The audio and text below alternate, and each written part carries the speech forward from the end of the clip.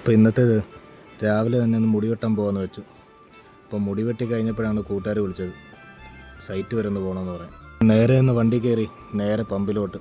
അപ്പോൾ പമ്പിൽ ചെന്ന് എണ്ണ അടിച്ചിട്ട് നേരെ സൈറ്റിലോട്ട് പോവുക. സൈറ്റ് ഇവിടുന്ന് ഒരു 10-15 കിലോമീറ്റർ അപ്പുറമാണ്. കൂട്ടുകാർ പണിത സൈറ്റാണ്.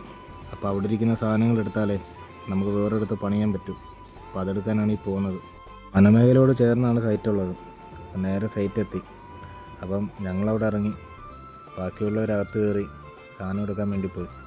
കൂട്ടുകാർ പണിത ഐഡിയകൾ ചോർത്തെടുക്കലാണ് ഇവരുടെ മെയിൻ ഉദ്ദേശം. അപ്പോൾ സാധനങ്ങൾ ഒന്നൊന്നായി വണ്ടിക്കകത്ത് കയറ്റി ഇനി നേരെ ഫുഡ് കഴിക്കാൻ വേണ്ടി പോകണം. ഇപ്പം തന്നെ സമയം 3 മണിയായി. ഞങ്ങളുടെ സ്ഥിരം ഒരു സ്പോട്ടുണ്ട്, അങ്ങോട്ടാണ് ഈ പോകുന്നത്. ഒരു വട്ടം ഇവിടെ ഒന്ന് ഫുഡ് കഴിച്ചാൽ പിന്നെ നമ്മൾ സ്ഥിരം ഇവിടെ വരത്തുള്ളൂ. അത്രയ്ക്ക് അടിപൊളിയാണ്. ഞങ്ങളെല്ലാവരും ഇരുന്നു. കൂടെ വാഴയിലയും വന്നു, കൂടെ തൊടുകറികളും തോരനും അച്ചാറും എല്ലാം. പിന്നെ ചോറ് വന്നു, പരിപ്പ് വന്നു, പപ്പടം വന്നു, കപ്പ വന്നു, മീൻകറി വന്നു, മീൻ വറുത്തതും വന്നു. എല്ലാത്തിനും ഒടുവിൽ ഒരു ബീഫ് ഫ്രൈയും വന്നു. ഇത്ര ഐറ്റംസ് ഒന്നിച്ച് മേടിക്കാനുള്ള കാരണം എല്ലാം അടിപൊളിയായതുകൊണ്ടാണ്. എങ്ങനെയുണ്ട്? ഇരുന്നതേ അറിഞ്ഞുള്ളൂ, ചോറ് തീർന്നു. ഈ അടുത്തെങ്ങും പുറത്തുനിന്ന് ഇത്രയും നന്നായിട്ട് ഫുഡ് കഴിച്ചെന്ന് തോന്നുന്നില്ല. എങ്ങനെയുണ്ടെന്നാലും